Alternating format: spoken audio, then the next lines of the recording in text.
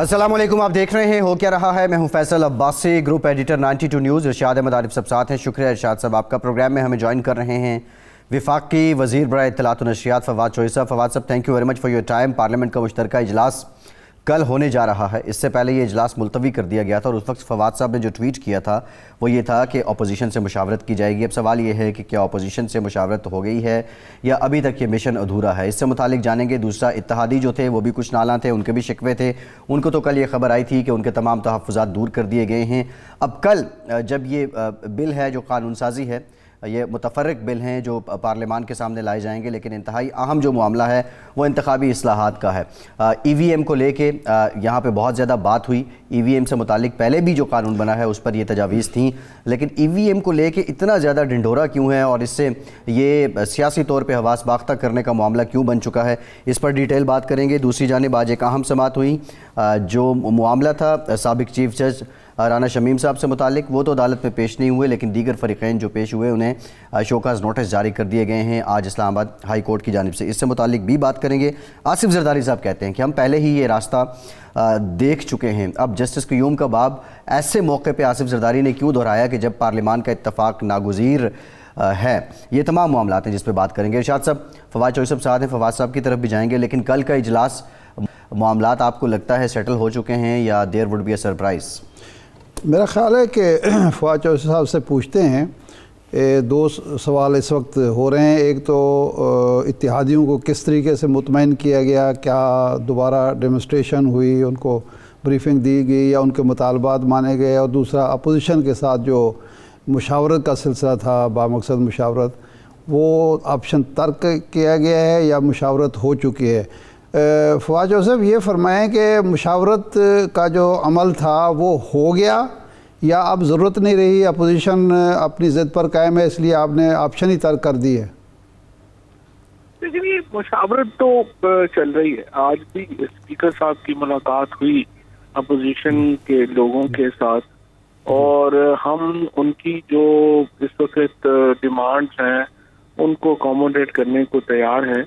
मासवाए ये EVM और ये जो ओवरसीज पाकिस्तानीज को वोट देने के हक के वो खिलाफ है, वो देखिए हम नहीं मान सकते। हमारा बुनियादी मंशूर है ओवरसीज पाकिस्तानीज को हम बड़ा एक लाजमी हिस्सा, लाजमी जुज़ तस्वर करते हैं पाकिस्तान की सियासत और मईशत का, और अगर हम उनको इससे एक्सक्लूड करते हैं तो वो फिर हम अपने मैनिफेस्टोज के खिलाफ जा रहे हों। तो इन दो बातों के अलावा जो बाकी तमाम ज़्यादातर के ऊपर तो एग्रीमेंट ही है और उनको हम देख लेंगे। उनमें हम अपोजिशन के नुक्ते नज़र को जो है वो अकोमोडेट करने को भी तैयार हैं, और ये बातचीत तो जाहिर है जमहूरियत में होती रहनी चाहिए और होती रहती है, तो हम इसके मुताबिक ही आगे चलते हैं।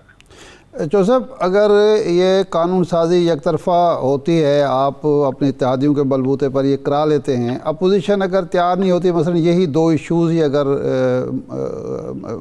वजह नज़ा हैं, तो उसके बाद जो इंतखाबात होंगे वो गैर मुतनाज़ कैसे होंगे, जबकि दो बड़ी जमातें पीपल्स पार्टी और मुस्लिम लीग नून ना इन इस्लाहात से मुत्तफ़िक होगी और ना ही इस कानून साजी से मुत्तफ़िक होगी? अल्टीमेटली अपोजिशन तो किसी भी चीज से मुतफिक नहीं होती।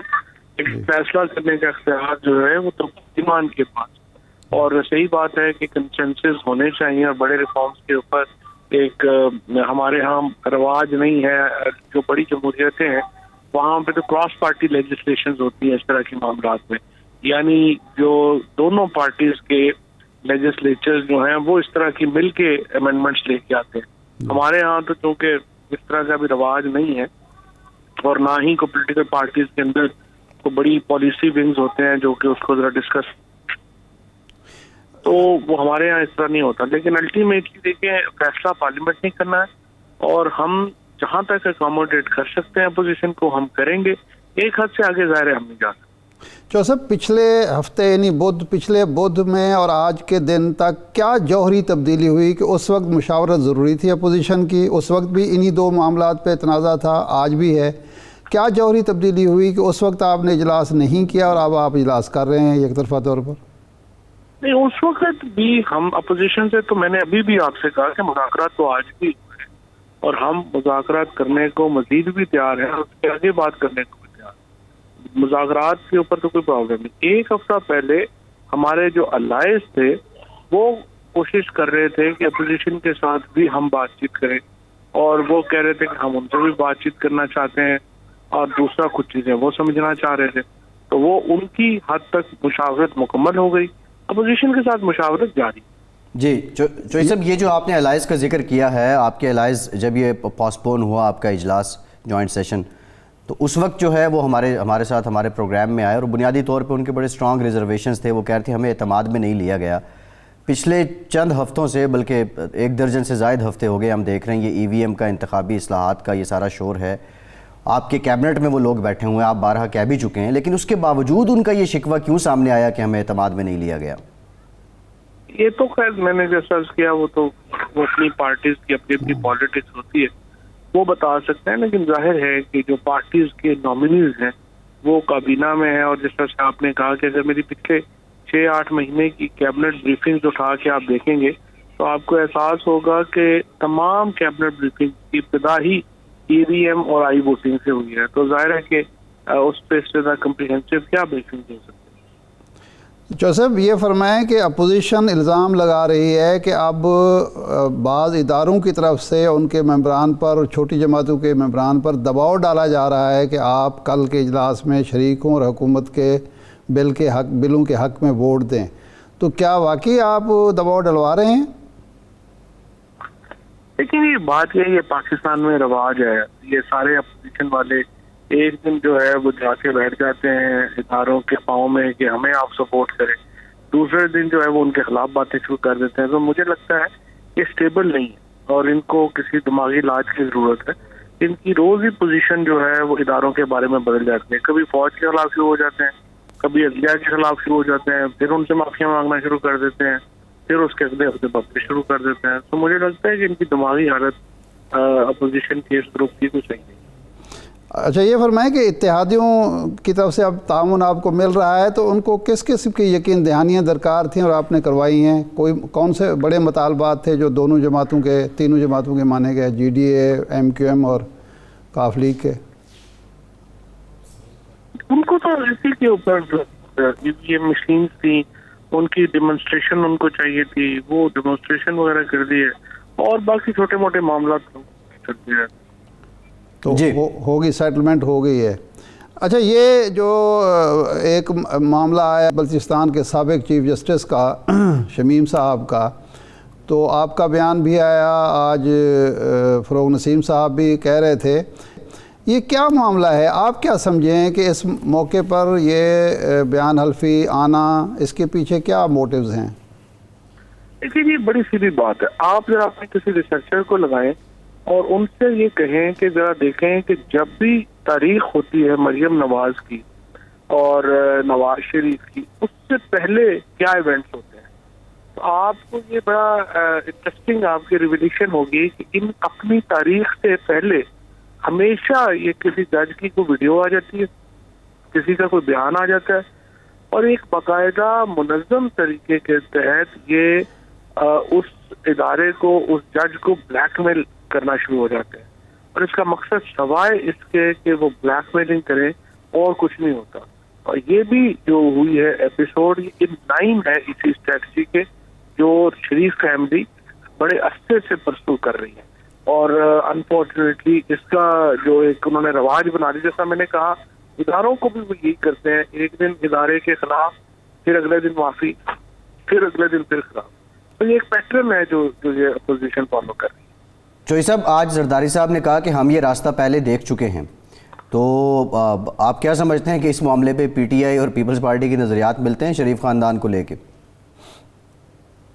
زرداری صاحب کی اسٹیٹمنٹ جو ہیں وہ کبھی ایک ہوتی ہے پھر دوسری ہوتی ہے, سو نوٹ.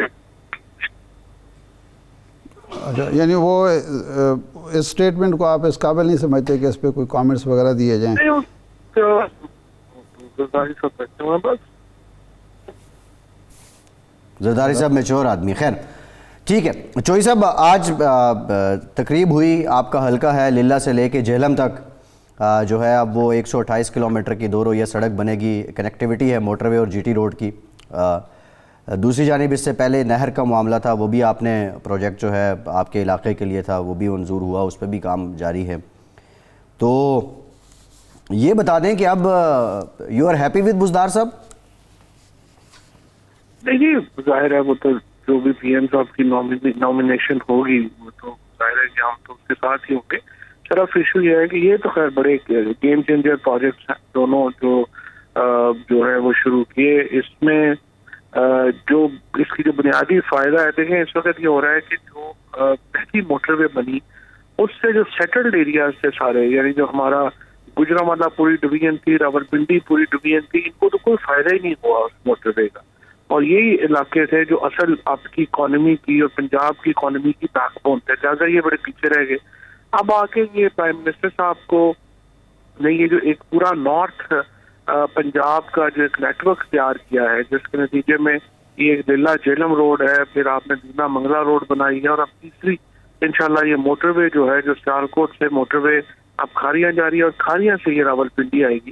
اس کے نتیجے میں یہ پورا جو علاقہ ہے، جہلم ہے، چکوال، گجر خان، رواد، اس کے بعد سہاوا، دینا، یہ پورے علاقے جو ہیں یہ اٹھ جائیں گے. اور ایک بہت بڑی ایک نئی پیریفریز جو ہے وہ اسلام آباد میں بھی ڈیولپ ہو جائیں گی. اسلام آباد سے بھی تھوڑا دباؤ جو ہے آبادی کا اور ان منصوبوں کا کم ہوگا، اور ان علاقوں کو بھی نئی جہت ملے گی ترقی. جو صاحب اپوزیشن یہ کہہ رہی ہے کہ 7-8 ووٹوں کا فرق ہے، اور 8 کا خاص طور ہنسا وہ دہرا رہے ہیں کہ جی ہم کل سرپرائز بھی دے سکتے ہیں. تو آپ سمجھتے ہیں کہ آپ کے اتحادیوں میں سے یا آپ کی پارٹی میں سے کوئی ایسی صورتحال پیدا ہو سکتی ہے جو یوسف رضا گیلانی صاحب کے الیکشن کے موقع پر ہوئی تھی؟ ایسا کوئی اندیشہ آپ فیل کرتے ہیں؟ گیلانی صاحب کے الیکشن میں بھی صورتحال اس لیے پیدا ہوئی تھی کہ وہ خفیہ ووٹنگ تھی اور لوگوں کو پیسے دیے گئے. جی، تو اس لیے یہاں پہ تو جو اپنا ہے یہ اوپن ووٹنگ ہے، سب کے سامنے ہونی ہے، اور 15 سے زیادہ ووٹیں جو ہیں وہ اس وقت گورنمنٹ کی زیادہ ہے جوائنٹ ہاؤس میں. لہٰذا اس طرح جو ہے وہ بالکل انشاءاللہ ہوگا بھی نہیں. اور دوسری بات یہ ہے کہ یہ اصل بات تو یہی ہے کہ لوگ جو ہے یہ کوئی ہمارا پرسنل ایجنڈا تو نہیں ہے، یہ تو قومی ایجنڈا ہے. میں تو سمجھتا ہوں ہو سکتا ہے پیپلز پارٹی کے اور نون کے بھی کچھ لوگ جو ہیں وہ ہمیں ووٹ دیتے ہیں.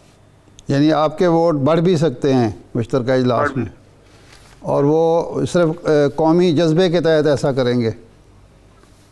ظاہر ہے، کیونکہ یہ دیکھیں اس میں ہمارا کون سا کوئی ذاتی ایجنڈا ہے الیکٹورل ریفارمز.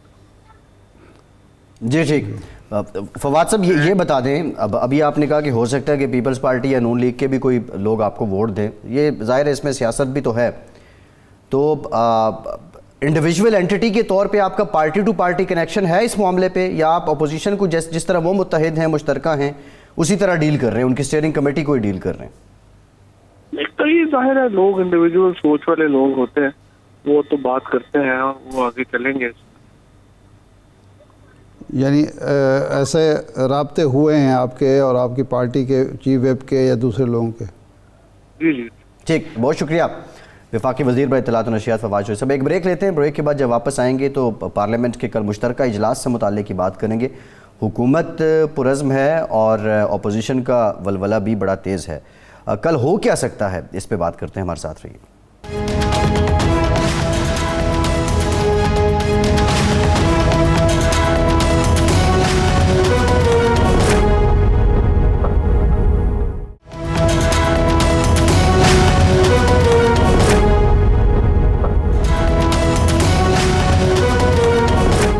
بریک کے بعد ایک بار پھر سے آپ کو خوش آمدید کہیں گے. ہمیں جوائن کیا ہے پاکستان کے سینئر سیاستدان، پاکستان پیپلز پارٹی کے سینئر رہنما سینیٹر تاج حیدر صاحب نے. تھینک یو ویری مچ تاج حیدر صاحب. آپ کے وقت کا آپ سے گفتگو کرتے ہیں. پارلیمانی امور کی جو کمیٹی ہے سینٹ کی، اس کو بھی ہیڈ کر رہے ہیں تاج حیدر صاحب، اور ارشاد صاحب بڑے کنیکٹیوٹی ان کی رہی ہے. یہ ساری جو انتخابی اصلاحات کا معاملہ ہے، اور پھر وہ میٹنگ جس میں اعظم سواتی صاحب خاصے شعلہ بیاں ہو گئے تھے، اس میں بھی یہ تاج حیدر صاحب جو تھے اس کو بھی پریزائڈ کر رہے تھے.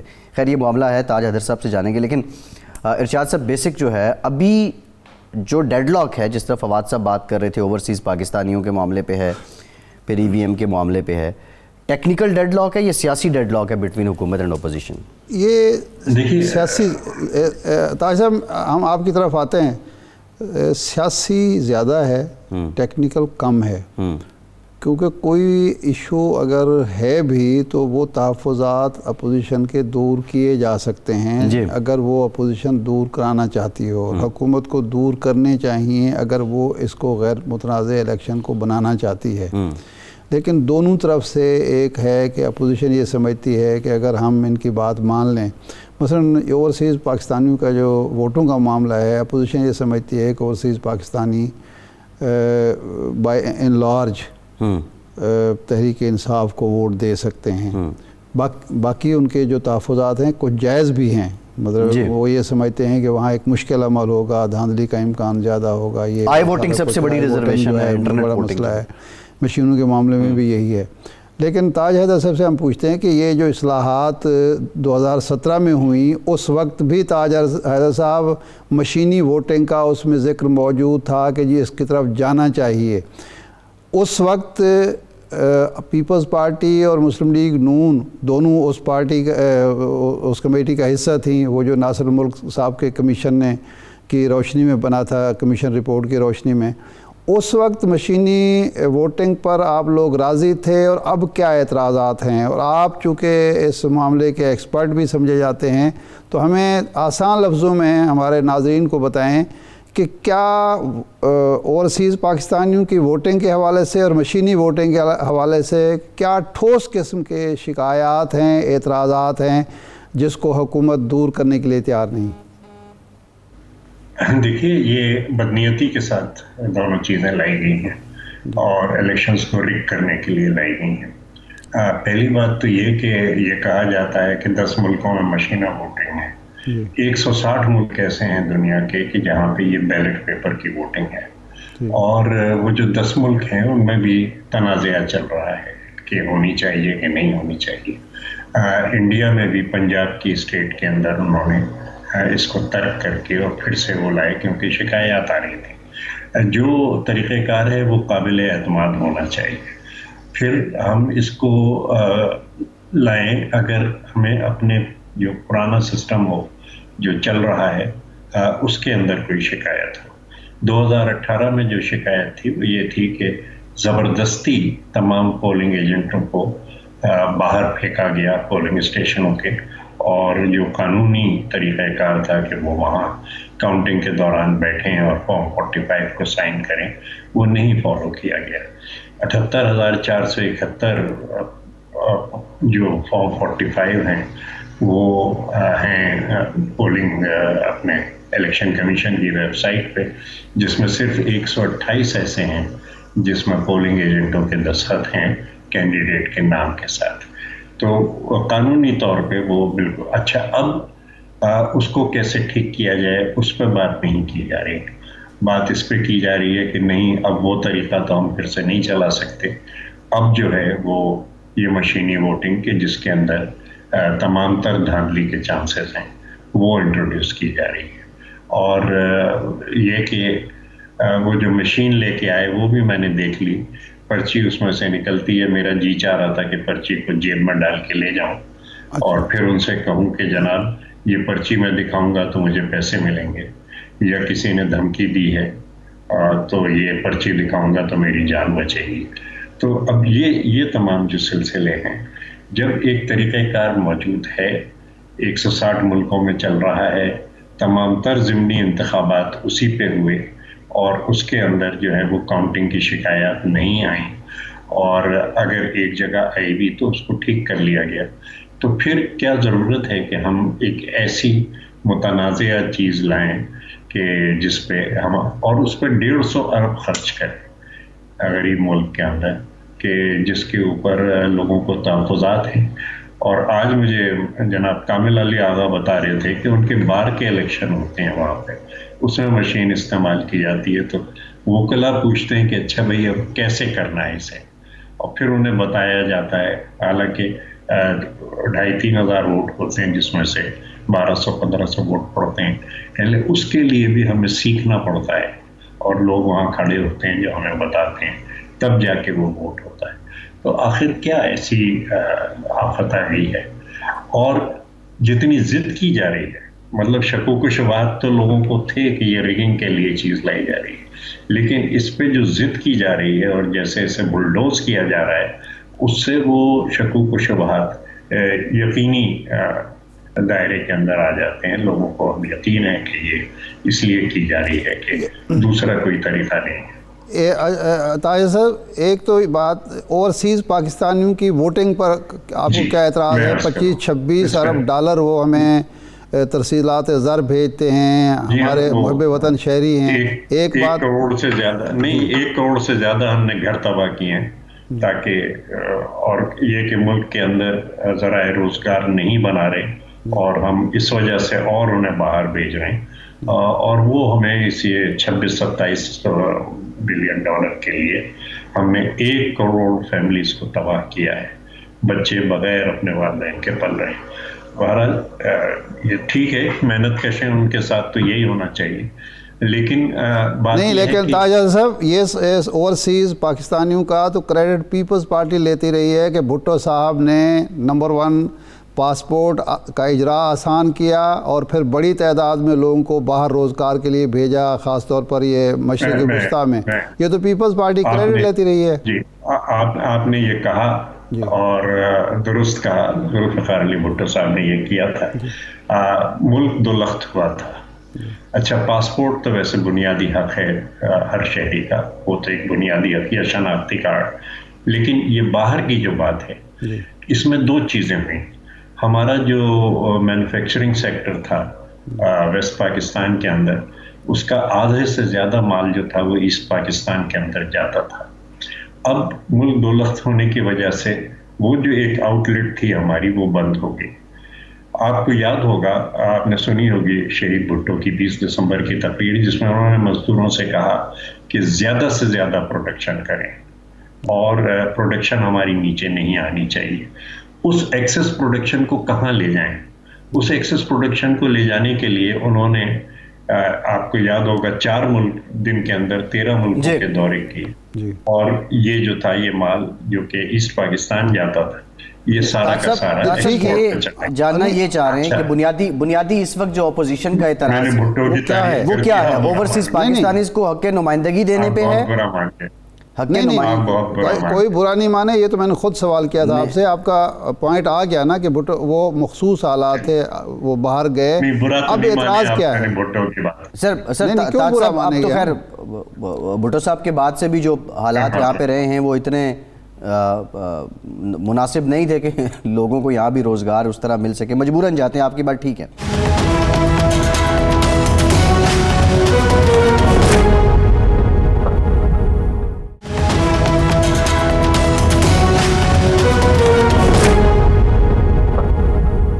یہ بنیادی سوال ہے. دیکھیں، آئی ووٹنگ پہ اعتراض ہو سکتا ہے، وہ ایک ٹیکنیکل معاملہ ہے، سیکیور نہیں ہے، بہت سی چیزیں، لیکن وہ پاکستانی جو ملک سے باہر ہیں ان کو ووٹ کا حق دینے پہ اعتراض جو ہے، اس کو اپوزیشن کیسے جسٹیفائیڈ کر سکتی ہے؟ دیکھیں، جسٹیفائی تو ابھی تک یہ مشینی ووٹنگ کو بھی نہیں کیا جا رہا. یعنی جو اعتراضات کیے جاتے ہیں حکومت اس کا جواب دے رہی ہے، اور ان اعتراضات کو رفع کرنے کا بہترین طریقہ یہی ہے کہ جی مل بیٹھیں دونوں فریق. ہم حکومت سے بھی کہہ رہے ہیں کہ وہ بھی ایسی قانون سازی جس سے پوری قوم نے متاثر ہونا ہے، ساری سیاسی جماعتوں نے متاثر ہونا ہے، جس کا الیکشن کا اہتمام الیکشن کمیشن نے کرنا ہے. اگر الیکشن کمیشن مطمئن نہیں ہوتا، تیار نہیں ہوتا، حکومت تو ایک دن ختم ہو جائے گی نا. الیکشن تو پھر اس حکومت نے نہیں کرانے، یہ قانون سازی کر جائیں گے، مشکل میں ہو، اپوزیشن مشکل میں ہوگی. اوورسیز کا بھی یہی معاملہ ہے کہ دونوں طرف سے مل بیٹھ کے ہی کوئی حل نکالا جا سکتا ہے. راجہ صاحب، بنیادی سوال یہی تھا کہ اب کیا اعتراض ہے بنیادی اوورسیز پاکستانیوں کی ووٹنگ پر، ووٹنگ کے حق پر اپوزیشن کو؟ نہیں، حق تو انہیں ہے کانسٹیٹیوشن کے تحت، بالکل نہیں، وہاں سے ووٹ دینا، آئی ووٹنگ جو ہے طریقے کا آئی ووٹنگ کا ہے. جی.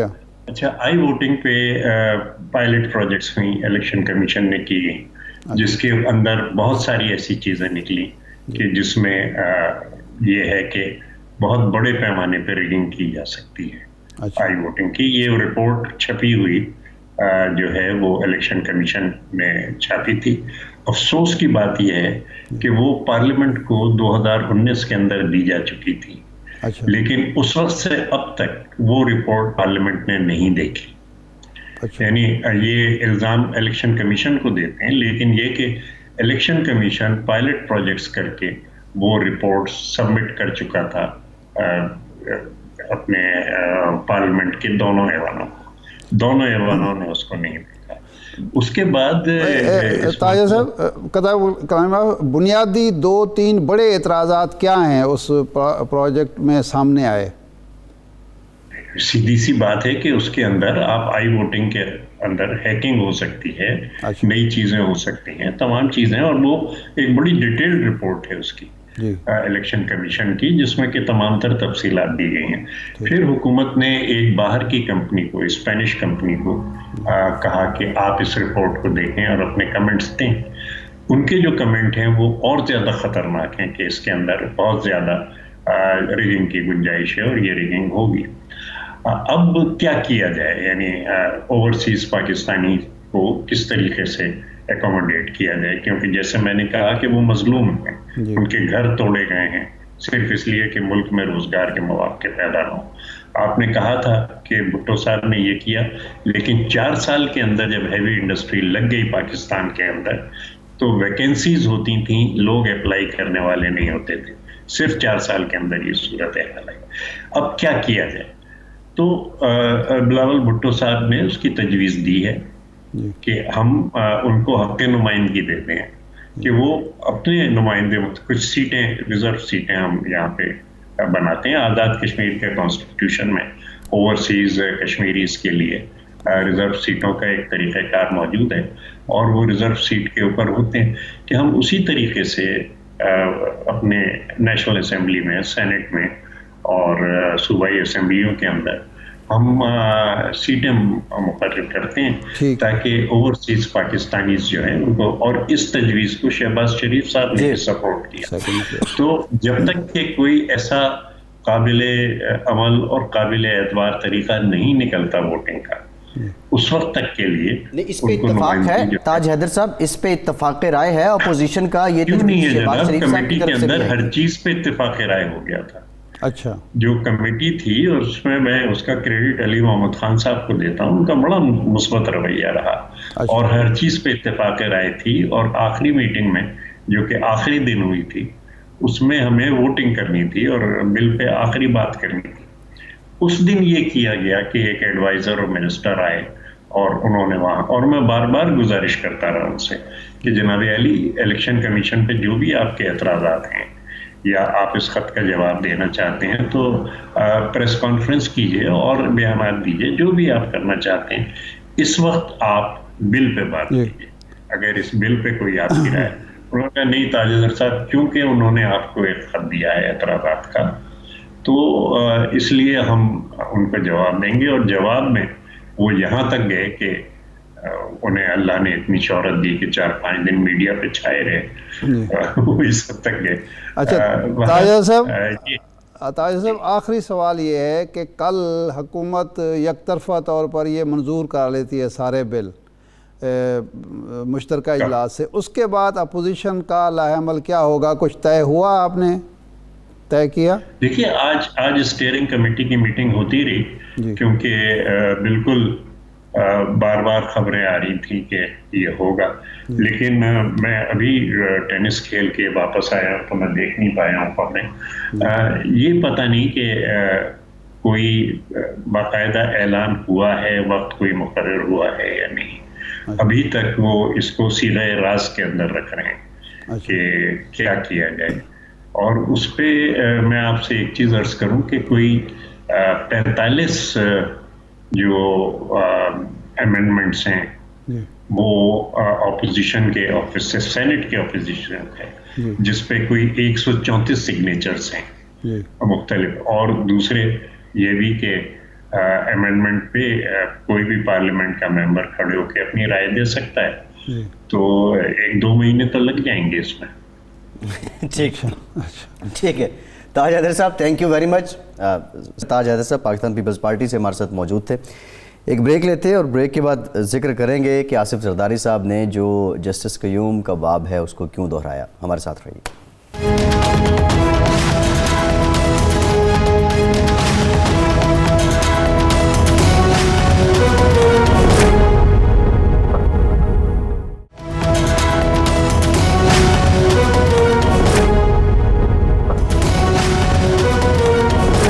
بریک کے بعد ایک بار پھر سے آپ کو خوش آمدید کہیں گے. ارشاد صاحب، جو تاج حیدر صاحب نے کہا کہ ابھی تو 2 مہینے لگ جائیں گے یہ اصلاحات، اس پہ بحث ہونی ہے اور یہ معاملات رد ہونے میں یا منظور ہونے میں، اس سے کیا یہ تاثر لیا جا سکتا ہے کہ حکومت اور اپوزیشن میوچولی ایک دوسرے کو فیس سیونگ دینے کے لیے رضامند ہو گئی ہیں؟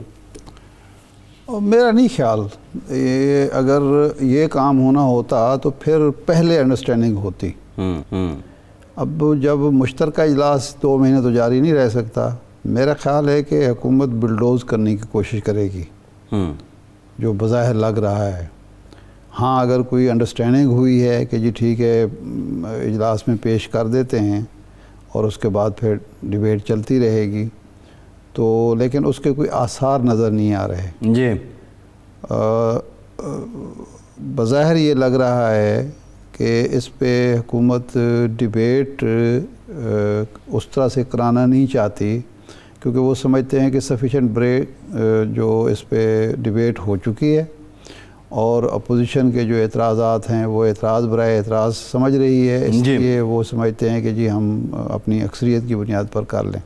کل ویسے موڈ کا پتہ چل جائے گا اپوزیشن کا بھی اور حکومت کا بھی کہ حکومت کس موڈ میں ہے، کیونکہ جب یہ بل ٹیبل ہوں گے مشترکہ اجلاس میں تو اس کے بعد کیا یہ کسی کمیٹی کو بھیجے جاتے ہیں دوبارہ جو پروسیس ہے، یا اسی طرح سے فوری طور پر منظور کرنے کی کوشش کی جاتی ہے. کل اندازہ ہو جائے گا. جی ٹھیک ہے. لیکن یہ ہے کہ ایک نیا پنڈورا باکس کھل جائے گا اس طریقے سے، کیونکہ اگر حکومت منظور کرا لیتی ہے اور اپوزیشن اسی اپنے موقع پر قائم ہے کہ چونکہ یہ اوورسیز پاکستانیوں کو حقوق دینے کا معاملہ نہیں ہے یا ووٹ کا حق دینے کا معاملہ نہیں ہے، یہ اپنے سیاسی مقاصد حاصل کیے جا رہے ہیں اور یہی مشینی ووٹنگ. 1-2 چیزیں جو ہیں وہ تو ہیں، اس پر جو اعتراضات ہیں وہ ویلڈ قسم کے اعتراضات ہیں. نمبر 1 تو یہ ہے کہ اگر یہ اتنا کامیاب پروجیکٹ ہوتا تو یہ ایک کے بعد دوسرا، دوسرے کے بعد تیسرا اور ملکوں میں بھی یہ کچھ ہوتا. یہ 10 تک کیوں محدود ہے؟ اور جن لوگوں نے پہلے یہ طریقہ اختیار کیا پھر واپس کیوں آگے ترک کیوں کیا؟ اور اس میں جرمنی بھی ہے، فلپائن بھی ہے، ہالینڈ بھی ہے، 1-2 اور ملک بھی ہیں، تو وہ کیوں واپس آئے؟ ایک بات. دوسرا یہ ہے کہ ہمارے ہاں شک و بدگمانی کا عنصر اتنا غالب ہے کہ آپ جتنا مرضی وہ کر لیں اس میں سے کوئی نہ کوئی اعتراض کی گنجائش نکال لی جاتی ہے. تو ظاہر بات ہے کہ جو مشین کو ہینڈل کر رہے ہوں گے، جو آپریٹرز ہوں گے، ان پر تو وہ تو انسان ہوں گے نا، ان پر تو اعتراضات ہوں گے. وہ کون مقرر کرے گا؟ اب یعنی سیاسی جماعتوں کا یہ مطالبہ تھا کہ جناب پولنگ اسٹیشن پہ فوجی کھڑے کیے جائیں. جی یہ سیاسی جماعتوں کا مطالبہ تھا. جی پھر الیکشن کمیشن نے یہی مطالبہ کیا، لیکن جب 2013 کے الیکشن ہوئے جنرل کیانی نے یہ مطالبہ تسلیم نہیں کیا. جی فخر الدین ابراہیم صاحب نے خود ان سے کہا کہ جی یہ کام کریں، اور ان کا نقطہ نظر جنرل کیانی کا یہی تھا کہ جب فوجی کھڑے ہو جائیں گے تو پھر فوجیوں پر اعتراضات ہوں گے. جی 18 میں یہ ہوا اور ڈائریکٹ اعتراض آ گیا خلائق مخلوق کا. تو یہ عالم ہے کہ خود ہی سیاسی جماعتیں ایک مطالبہ کرتی ہیں، خود ہی ایک چیز طے کرتی ہیں، جب ہو جاتا ہے تو اس پر بیسک ایشوز ہیں نا وہ اس سارے ایپیسوڈ میں 5-6 مہینوں میں نہ حکومت نے ایڈریس کیے ہیں نہ اپوزیشن نے ایڈریس کیے ہیں. سیاست برائے سیاست ہو رہی ہے. 2018 میں بقول اپوزیشن کے آر ٹی ایس کو وہ ذمہ دار قرار دیتے ہیں کہ آر ٹی ایس کو ہینگ کیا گیا، آر ٹی ایس کو روکا گیا. موجودہ حکومت جو ہے وہ جو ای وی ایم مشین ہے اس کی ایکٹیویٹی اس وقت تک ہے جب تک وہاں پہ پولنگ ہو رہی ہے. پولنگ بند ہو گئی، اس سے جو رزلٹ نکلنا ہے وہ فارم 45 نکلنا ہے. وہ جو آپ الیکشن ہیڈ آفس کو بھیجیں گے وہ آپ نے اسی طرح کے سسٹم کے تحت بھیجنا ہے جو آر ٹی ایس تھا. اچھا پھر آئی ووٹنگ کی جو بات ہے، جو بیسک چیزیں، اچھا سب سے امپورٹنٹ بات ارشاد صاحب یہ بتائیے، لیٹ سپوز یہ کنسیپٹ اس پہ دو اعتراضات جو اپوزیشن کے ہیں بڑے. ایک تو یہ جو انگوٹھے کا معاملہ ہے نا, یہ آپ کو معلوم ہے کہ بہت سارے لوگ بیرون ملک جب جا رہے ہوتے ہیں تو ایئرپورٹس پر ان کے لیے بڑا نہیں ریکگنائز کرتی مشین, بایومیٹرک نہیں ریکگنائز کرتی. یہ شناختی کارڈ بنواتے ہوئے بہت ساری, خاص طور پر ہمارے دیہی علاقوں میں جو لوگ ہل چلاتے ہیں اور اس طرح محنت کش کام کرتے ہیں, ان کے وہ فنگر پرنٹس جو ہیں وہ معدوم ہو جاتے ہیں. یہ ایک پر ہے مسئلہ. دوسرا یہ ہے کہ جو رزلٹ مشین دے رہی ہے کیا وہ واقعی وہی ہے یا جو فیڈڈ رزلٹ ہے وہ لیا جا رہا ہے. یہ تو ایک اعتراض ہے نا ان کا. جی اچھا, اس کا جو پرابلم یہ ہے جمہوریت کی خوبی کیا ہے. جمہوریت کی خوبی یہ ہے کہ آپ جو کام بھی کرتے ہیں اس میں مشاورت کرتے ہیں, بار بار مشاورت کرتے ہیں, اعتراضات کو دور کرتے ہیں اور کنسنسس کریٹ کرتے ہیں. ہمارے ہاں پرابلم یہی بن رہی ہے کہ مذاکرات کا ہی جو راستہ ہے وہ دونوں طرف سے. یہی سوال تھا نا, دیکھیں سیاست تو ہو رہی ہے نا, ٹیکنیکل ڈیبیٹ ہوئی نہیں ہے. ٹیکنیکل ڈیبیٹ اس پہ ہوئی نہیں ہے. پھر اس کے بعد جو آپ کی ٹرانسمیشن ہے, جو آپ ٹرانسمٹ کریں گے ریزلٹس کو, وہ اسی طرح کا سسٹم ہوگا جس کو آپ مورد الزام ٹھہراتے ہیں. اس پہ کتنی بات ہوئی ہے. سیاست برائے سیاست حکومت اینڈ اپوزیشن دونوں نے کی ہے. ایک اور معاملہ, پارلیمنٹ میں اپوزیشن کا اتحاد اتفاق بظاہر ناگزیر ہے, لیکن آصف زرداری صاحب اس اثناء میں وہ جسٹس قیوم والا باب آ کے کھول دیتے ہیں. یہ آپ سمجھتے ہیں کہ آصف زرداری صاحب جیسا جو سیاستدان ہے اس نے دانستہ یہ سٹیٹمنٹ دی ہے یا یہ اتفاقاً بات کر دی ہے؟ نہیں, اس میں دیکھیں یہ تو مانیں گے نا, چالاک آدمی ہیں, سیانے آدمی ہیں. انہوں نے شہباز شریف صاحب کا نام نہیں لیا, جسٹس سیف الرحمان کا نام لیا, سیف الرحمان کا نام لیا, شہباز شریف صاحب کا اور نواز شریف کا نام نہیں لیا. تو وہ انہوں نے جو یہ سائیڈ تھی اپوزیشن والی یا مسلم لیگ نون والی, اس کو انہوں نے محفوظ رکھا. اور وہ سیف الرحمان آج کل کوئی وہ پسندیدہ آدمی نہیں ہے سیاست میں, پسندیدہ نام نہیں ہے, یا جسٹس قیوم صاحب جو ہیں وہ بھی پسندیدہ نام نہیں ہے, تو ان کا نام لے دیا. لیکن وہ ایک سوال کے جواب میں جو یہ معاملہ گلگت بلتستان والا معاملہ چلا ہے جج صاحب کا, تو اسی پس منظر میں انہوں نے بات کی ہے, لیکن وہ کھل کر بات نہیں کی. لیکن اس میں جو دوسری بات, جو امپورٹنٹ بات ہے وہ یہ کہ جی یہ حکومت کی مدت پوری ہوتی نظر نہیں آتی. یہ آصف زرداری صاحب جو ہے وہ کیلکولیٹڈ بات کرتے ہیں. جب انہوں نے یہ کہا کہ ہم اگر عدم اعتماد میں جائیں تو رزلٹ دے سکتے ہیں, مسلم لیگ نون نے, مولانا فضل الرحمان نے بات نہیں مانی. لیکن جب گیلانی صاحب کا الیکشن آیا, سینٹ کا الیکشن آیا, تو انہوں نے رزلٹ دیے اور انہوں نے اپنی مرضی کے رزلٹ لیے. اور اس کے بعد آپ دیکھیں کہ اگر یہ اتحاد قائم رہتا اور یہ معاملات خراب نہ ہوتے پی ڈی ایم کے جو ہو گئے, تو عین ممکن ہے کہ مزید بھی رزلٹس آ سکتے. آصف زرداری صاحب کے ارشاد صاحب 3-4 بیانات ہیں جو منو ان پی ڈی ایم نے تسلیم کیے. ایک تو ان کا یہ بیان تھا, آصف زرداری صاحب کہتے تھے حکومت اپنے بوجھ سے خود گرے گی. والدہ حکومت گری نہیں ہے, لیکن حکومت جو کسی حد تک مسائل کا شکار ہے. اپوزیشن کہتی تھی نہیں ہم گرائیں گے, وہ مولانا مارچ لے کے بھی نکل آئے. دوسرا انہوں نے کہا تھا نیب اور معیشت ساتھ نہیں چل سکتے. آج پی ڈی ایم بھی یہی کہتی ہے. اسی طرح کی اور بہت سی باتیں. پی ڈی ایم نہیں, صرف پی ڈی ایم نہیں کہتی, وزیر خزانہ شوکت ترین جو ہے وہ بھی کہتے ہیں, اور حکومت بھی کہتی ہے, اور وہ ترامیم کرتی ہے. نئے آرڈیننس میں وہ ترامیم کی جاتی ہیں. جو پہلے عمران خان کہتے تھے کہ یہ اگر تجاویز میں مان لوں تو میرا تو سارا ایجنڈا ہی برباد ہو جائے گا, یہ این آر او ہوگا. لیکن وہ پھر این آر او ایک حد تک تو دیا گیا نا. اچھا, آپ کہہ رہے ہیں کہ جو سپیئر کیا آج, مطلب شہباز شریف صاحب کو, شریف فیملی کو, مجھے نہیں لگتا کہ انہوں نے سپیئر کیا ہے. ساتھ ہی جو انہوں نے بات کی کہ ہم پہلے ہی یہ راستہ دیکھ چکے ہیں, یعنی مطلب ساڑھے لئی چھڑیا کچھ نہیں انہوں نے. وہ کیسے سپیئر کیا ہے وہ بات کر گئے ہیں, مطلب بٹوین لائنز انہوں نے. آج کل شہباز شریف صاحب جو ہیں, پہلے تو مفاہمت کے بادشاہ سمجھے جاتے تھے آصف زرداری صاحب, لیکن اب شہباز شریف صاحب بھی مفاہمت کے راستے پر گامزن ہیں اور وہ شہنشاہ بننے کی کوشش کر رہے ہیں. آج کل یہ مفاہمت کا موسم چل رہا ہے. جی اگر یہ مفاہمت آگے نہ بڑھ سکی، یعنی اپوزیشن کی مفاہمت کی بات ہے، تو پھر آپ دیکھیے گا کہ پیپلز پارٹی کیا کہے گی اور مسلم لیگ نون کیا کہیں گے۔ تو وہ بیانات بھی ہمارے سامنے ہیں نا، پچھلے سال یا پچھلے 1-1.5 مہینہ پہلے جو بیانات دیے جا رہے تھے ایک دوسرے کو، وہ مسلم لیگ نون والے پیپلز پارٹی کو بی ٹی ایم قرار دے رہے تھے، اور پیپلز پارٹی والے مسلم لیگ نون کو بی ٹیم قرار دے رہے تھے۔ تو یہ پھر موسم اگر یہ تبدیل ہوا اور ان کی مرضی کے مطابق تبدیل نہ ہوا تو پھر یہ بیانات تو دوبارہ بھی شروع ہو سکتے ہیں۔ لیکن ارشاد صاحب، اب یہ پارلیمنٹ کا مشترکہ اجلاس بھی بہت سے معاملات کو ڈیسائیڈ کرے گا، اب حکومت کا کانفیڈنس بیسیکلی کس بلبوتے پہ ہے، لیکن اگین پارلیمنٹ کی حد تک اب پی ڈی ایم کی باتیں بھی ہو رہی تھیں واپسی کی۔ جو بنیادی چیز ہے حکومت کو کرنے کی کہ پارلیمنٹ کو اہمیت دے۔ عمران خان صاحب نے 3 سال میں جو 2 بڑی غلطیاں کی ہیں، ایک اس میں سے ایک ہے پارلیمنٹ کو اہمیت نہیں دی، اور انحصار کچھ اور لوگوں پر رکھا اور اداروں پر رکھا، حالانکہ ان کا جو میدان ہے وہ پارلیمنٹ کا میدان ہے۔ جی، وہ کرکٹر ہیں تو کرکٹ کا میدان ہی ان کو سجتا ہے نا۔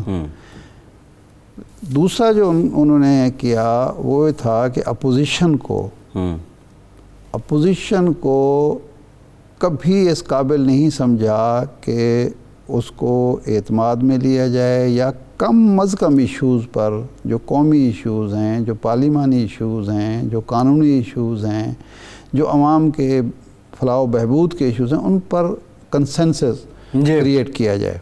دیکھیں، یہ دشمنی تو کوئی دشمنی نہیں ہے، جو دشمنی 1970 کی اپوزیشن کی ذوالفقار علی بھٹو صاحب سے تھی، وہ ذوالفقار علی بھٹو صاحب کو اور پیپلز پارٹی کو مشرقی پاکستان کی علیحدگی کا ذمہ دار سمجھتی تھی اپوزیشن، درست یا غلط جو بھی وجوہات تھی، اور بھٹو صاحب بھی یہ سمجھتے تھے کہ انہوں نے میرے عقیدے کو باقاعدہ ڈسکس کیا الیکشن کمپین کے درمیان، مجھ پر الزام تراشی کی، میری کردار کشی کی، دشمنی تھی، واقعتاً تھی، یعنی لیکن اس اپوزیشن کو بھٹو صاحب نے ہر اہم موقع پر انگیج کیا، اور جب آئین پاس ہوا ہے اتفاق رائے سے پاس ہوا، پوری پارلیمنٹ نے، یعنی نظریاتی ایشوز بھی تھے، ذاتی ایشوز بھی تھے، سیاسی ایشوز بھی تھے، سب کو بالائے طاق رکھ کر آئین انہیں منظور کرا دیا۔ تو یہ جب تک حکمران کے اندر حوصلہ نہ ہو تو وہ پھر مسائل اپنے لیے پیدا کرتا ہے، صرف اپوزیشن کے لیے نہیں پیدا کرتا۔ اسٹیٹس مین آپ کہہ رہے ہیں کہ اسپورٹس مین اسپرٹ سے زیادہ یہ حالات جو ہیں، ملک کے جو حالات ہیں، جو خطے کے حالات ہیں، وہ متقاضی ہیں۔ بالکل ٹھیک ہے ارشاد صاحب، پروگرام کا ٹائم ختم ہو گیا، بہت کا آج کے پروگرام سے اتنا ہی۔